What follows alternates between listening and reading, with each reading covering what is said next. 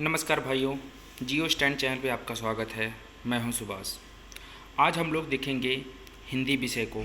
देखिए, यदि आप कोई भी प्रिपरेशन करते हो, चाहे कि आप स्टेट पीसीएस की परीक्षा हो या फिर ग्राम विकास अधिकारी की परीक्षा हो, लेखपाली की परीक्षा हो या आप जूनियर असिस्टेंट की परीक्षा हो, कोई भी आप वनडे एग्जामिनेशन देंगे जो राज्य लेवल की है, जो यूपी पीसीएस करवाता है या Uttar Pradesh subordinate selection commission of India करवाता है, आपका सीपीओ एसआई हो, पुलिस हो, तो सभी में आपका जो है हिंदी ज़रूर पूछा जाता है। तो मैं आपको आज से हिंदी की क्लास प्रोवाइड करवाऊँगा और मैं इसको बेहतर तरीके से आपको समझाने का प्रयत्न करूँगा। यदि मुझसे कोई गलती होती है तो आप लोग ज़रूर कमेंट लाइन में ये चीज़ बताइएगा। ठीक है, हम लोग शुरू करते हैं। देखिए, सबसे पहले लिखा है स्वर और व्यंजन। ठीक है, आप जब छोटे थे तो आप शुरू शुरू में जब क्लास में जाते थे तो वहाँ पर सबसे पहली चीज़ आपको हिंदी में पढ़ाई जाती थी का खा गा घा और छोटा बड़ा। तो उसमें आपको मात्राएं बताई जाती थी। तो मात्राएं कौन कौन सी थी? तो जैसे कि आपका पहला ये बनता था, ठीक है। उसके बाद ये एक मात्रा है, ये या का मात्रा है, ये छोटी की मात्रा है, ये बड़ी की मात्रा है, ये यू की मात्रा है, बड़े की मात्रा है, डी की कोई मात्रा नहीं, इसे बना दिया जाता था। उसके बाद ए की बनाया जाता था, ए की बनाया जाता था, ओ की बनाया जाता था, ठीक है, और ओ की बनाया जाता था अंग की तथा आह की। यही आपको पूछा जाता था, ठीक है। यही मात्राएं, जैसे कि इनको गिनती कर लीजिए तो 1 2 3 4 5 6 7 8 9 10 11, टोटल 11 मात्रा है ना। री को मात्रा में नहीं काउंट किया जाता है, ठीक है। तो यह चीज़ें आपकी पूछी जाती थी, लेकिन आपको इसमें ये चीज़ नहीं बताया जाता था कि कौन सा आयोग वाह है, कौन सा क्या है। तो आज हम देखेंगे कि यह मात्राएं बनी कैसे और कहाँ से इनकी उत्पत्ति हुई। तो चलिए हम लोग शुरू करते हैं। सबसे पहली चीज़, हिंदी में आप जान लीजिए कि जो मैं बोल रहा हूँ, जो मैं आपको बता रहा हूँ, जैसे कि ये मेरी आवाज़ आप सुन रहे होंगे, तो मैं जो बोल रहा हूँ इसकी सबसे छोटी इकाई जो होगी वो वर्ण होगी, ठीक है। जैसे कि क, फ, स, म, य। लेकिन इस वर्ण का अपना एक मतलब होना चाहिए। जैसे कि मैं बोल रहा हूँ तो इसका एक मतलब आपको निकल करके समझ में आ रहा है, ठीक है। तो आप इसका एक सार्थक स्थिति देख रहे हैं। यदि मैं ऐसे बोलूँ, हंसीएगा मत, मैं आपको समझाने का प्रयत्न कर रहा हूँ। तो इसमें कोई चीज़ ध्वनि तो निकल रही है, लेकिन कोई एक सार्थक जो है ध्वनि आपको सुनाई नहीं दे रही, समझ में नहीं आ रहा क्या आदमी बोल रहा है। तो आप कहेंगे कि ये पागल है और इसको समझ में नहीं आ रहा है। तो ये चीज़ें आपके अंदर जरूर ही अभिव्यक्ति हो रही होंगी, ठीक है। तो मैं आपको समझाने का प्रयत्न कर रहा हूँ। तो यहाँ पर बेसिकली इसी ही मुख से निकलने वाली प्रत्येक सार्थक ध्वनि को ही हम क्या कहते हैं? वर्ण कहते हैं। आपसे कोई पूछे वर्ण क्या है, तो मुख से निकलने वाली प्रत्येक सार्थक ध्वनि को वर्ण कहते हैं, ठीक है। यही इसकी परिभाषा है, ये आप इसको याद कर लीजिए। तथा वर्णों के समूह को वर्णमाला कहते हैं। यदि कई वर्ण जोड़ें तो उनको वर्णमाला कहते हैं। समूह बेसिकली जोड़ने से वर्णमाला नहीं बनता है। अगर उन एक वर्ण कई साथ आपसे छोटा आ, जैसे है बड़ा है, ठीक है, छोटी है, बड़ी है, तो ये जो वर्णों के समूह हैं इनको हम वर्णमाला कहते हैं, ठीक है। हिंदी भाषा में वर्णों की कुल संख्या 52 है तथा मूल वर्णों की संख्या 44 है। तो टोटल हिंदी वर्णमाला में 52 अक्षर है, 52 वर्ण हैं, ठीक है। अब आप गिनेंगे कैसे, वेरी इंपॉर्टेंट है। और मूल 44 है, इसको याद कर लीजिए। चाहे जैसे देखिए, 26 जो होते हैं आपकी इंग्लिश में होते हैं। 26 जो होते हैं अक्षर वो इंग्लिश में होते हैं। 26 का दुगुना कर लीजिए, वो तो 52 हो जाएंगे। और मूल जो है 44 होते हैं। चलिए हम आगे बढ़ते हैं। यहाँ पर दिया गया है वर्णों का वर्गीकरण। वर्णों को हम कितने भागों में बांट सकते हैं। अब मैं थोड़ा यहाँ से आपको अपने मन से बताना चाहता हूँ कुछ। मैंने आपको बताया कि जैसे कि आ है, ये क्या है? एक स्वर वर्ण है और इसमें एक आ और जोड़ दिया जाए, ठीक है, तो क्या हो जाएगा? ये दीर्घ स्वर वर्ण हो जाएगा। समझे आप? अब एक चीज़ मैं आपको यहाँ दिखाना चाहता हूँ।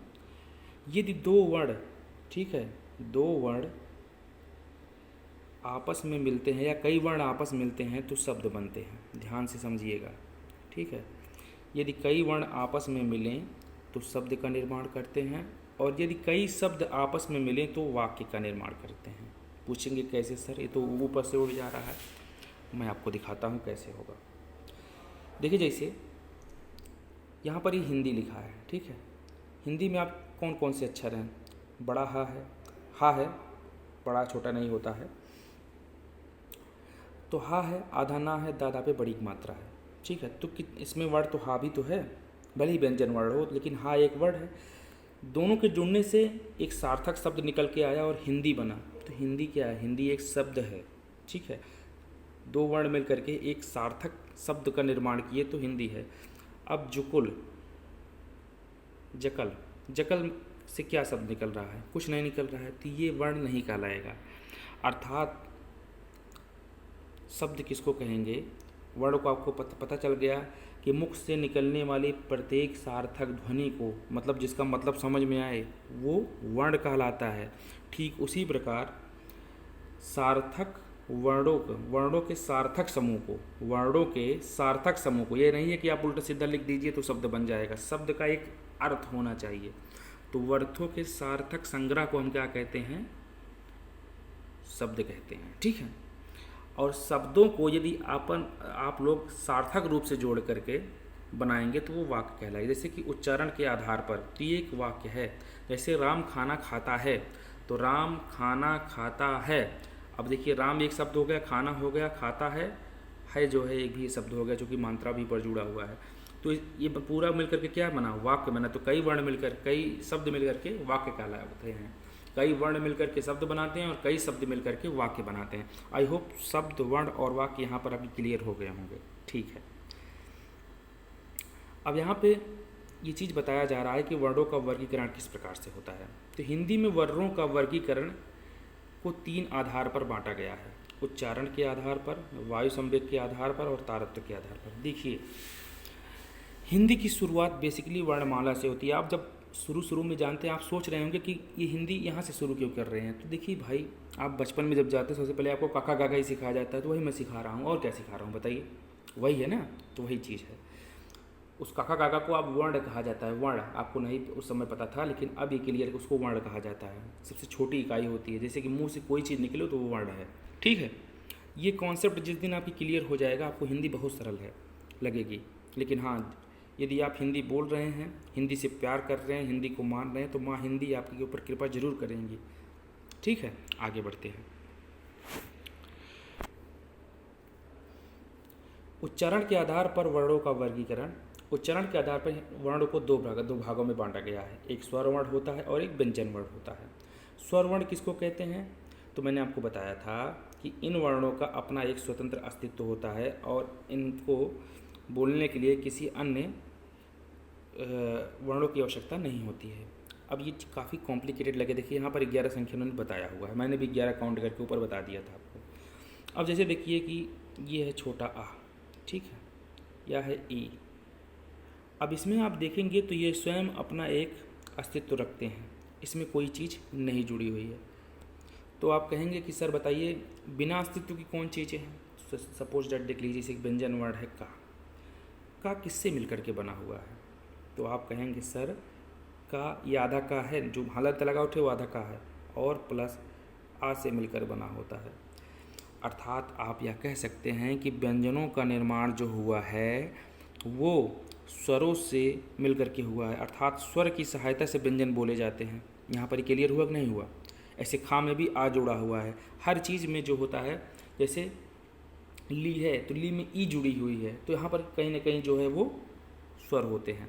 लेकिन स्वर आप देखिए, जो भी जितने भी स्वर हैं, ठीक है, जितने भी स्वर हैं उनको बोलने के लिए किसी भी अन्य वर्ण की आवश्यकता नहीं होती। जैसे सपोज दैट आ है, ई है, ऊ है और री है। दी तो मान लीजिए नहीं आता इसमें, ए है।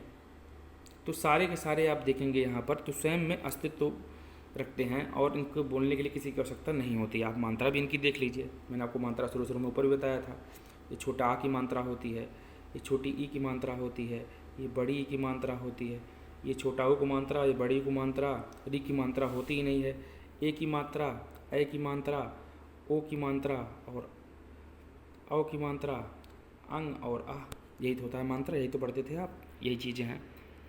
अब मुझे ये चीज़ याद है क्योंकि मैंने बचपन में ये चीज़ें पढ़ा था, काफ़ी मार खाई थी इसके लिए, ठीक है।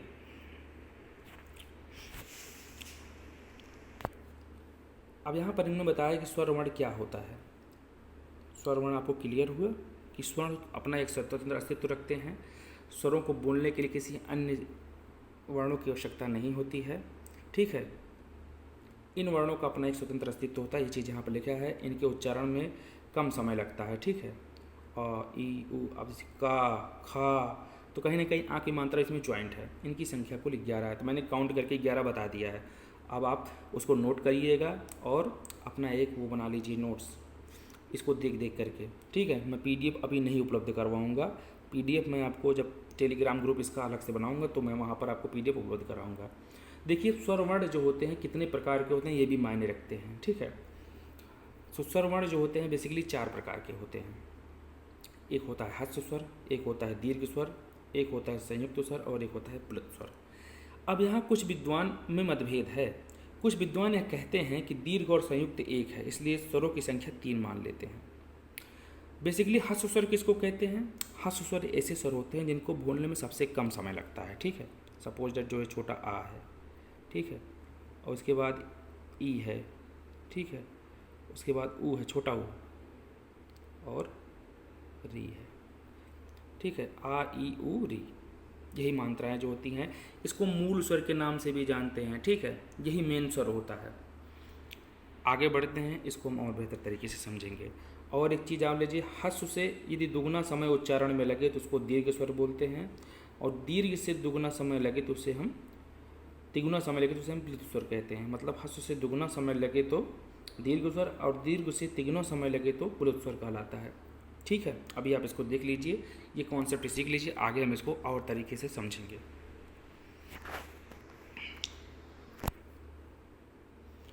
अब देखिए ह्रस्व स्वर क्या होता है, पहला आप जान लीजिए। इन स्वरों का मूल स्वर के नाम से भी जाना जाता है। इनकी संख्या बेसिकली 4 होती है, ठीक है। ये 4 होते हैं, आ, ई, ऊ, री। इनके बोलने में कम समय लगता है और ये 4 होते हैं, चीज लिखा गया है। उसके बाद दीर्घ स्वर होता है दूसरे नंबर का। इनको बोलने में ह्रस्व स्वरों की ज़्यादा समय लगता है, दुगुना समय लगता है। अब ये होता कैसे है इसको आप समझ लीजिए। दीर्घ स्वर जो होता है ये ह्रस्व स्वर के योग से बने होते हैं। जैसे सपोज डैट ह्रस्व स्वर है, आ है, ठीक है। अब इसमें एक आ और जोड़ दीजिए तो हो जाएगा बड़ा आ, ठीक है। ई है, इसमें एक ई और जोड़ दीजिए तो हो जाएगा बड़ी ई। ऊ है, इसमें एक ऊ और जोड़ दीजिए तो हो जाएगा बड़ा ऊ, ठीक है। यहाँ पर क्लियर हुआ। अब यहाँ एक चीज़ और है, दीर्घ स्वर को के 3 भाग होते हैं, आ, बड़ा आ, बड़ी और बड़ा ऊ। अब एक दिक्कत आती है संयुक्त स्वर और दीर्घ स्वर में समझने का। शायद इसी समझ के कारण जो होता है योग करके निकाला गया और आगे एक मेथड और बनाया गया, ठीक है। अभी आगे हम देखते हैं, यहाँ पे देखेंगे तो ठीक नहीं है। संयुक्त स्वर, संयुक्त स्वर होता क्या है? संयुक्त स्वर बेसिकली, अब जैसे मैंने कहा कि 2 स्वरों को आपस में जोड़ेंगे तो दीर्घ स्वर बनता है, लेकिन अभी 11 मात्राओं को आपस में नहीं जोड़ा गया है। अभी बेसिकली 3 मात्राओं को जोड़ करके जो है दीर्घ स्वर बना दिया गया है। संयुक्त स्वर बेसिकली यह कहता है कि या आ है, ठीक है, आ में यदि ई जोड़ दिया जाए, छोटी ई, ठीक है, तो क्या हो जाएगा? ए बनेगा, ठीक है। आ में यदि छोटी ई को जोड़ दिया जाता है तो ए बनता है, ठीक है। यहाँ तक क्लियर हुआ। ई संयुक्त स्वर निकला पहला वाला। अब यहाँ पर एक चीज़ आपको और देखनी चाहिए कि इसी ए को यदि हम आ से जोड़ देते हैं तो क्या बन जाता है? ए बन जाता है, ठीक है, ए बन जाता है। क्लियर हुआ। इसी ए को हम यदि आ की मात्रा से जोड़ देते हैं तो क्या बन जाता है? ए बन जाता है, ठीक है। ठीक इसी प्रकार अब ए मिल गया, ओ कैसे मिलेगा? यदि आप आ है और इसमें ऊ जोड़ देते हैं तो बन जाता है ओ, ठीक है। तो औ को से मिलेगा, इसी ओ में आ को जोड़ देंगे तो क्या हो जाएगा? औ। तो आप इसको बेहतर तरीके से देख लीजिए, यहाँ समझ लीजिए कि यदि आ है और इसमें ई जोड़ देते हैं तो ए बन जाता है ए, लेकिन इसी ए का हम आ से जोड़ते हैं तो बड़ा ए बन जाता है, ठीक है। यदि आ और ऊ है, इसको आपस में जोड़ते हैं तो ओ बन जाता है, लेकिन अब इसी ओ को हम आ से और जोड़ते हैं तो औ बन जाता है। अर्थात इसमें एक्सपेरिमेंट किया गया है, ठीक है, इसमें एक्सपेरिमेंट किया गया है। इसके बाद प्लुत स्वर देखिए, चौथा भाग प्लुत स्वर होता है। इसको पढ़ने में ह्रस्व से तिगुना समय लगता है, ठीक है। सपोज मैंने ऊपर बोला था दीर्घ से तिगुना समय लगता है, मैंने गलत बोला था। वहाँ पर प्लुत होगा कि प्लुत स्वर ऐसे स्वरों को कहते हैं जिसको पढ़ने में तिगुना समय लगता है ह्रस्व स्वर से।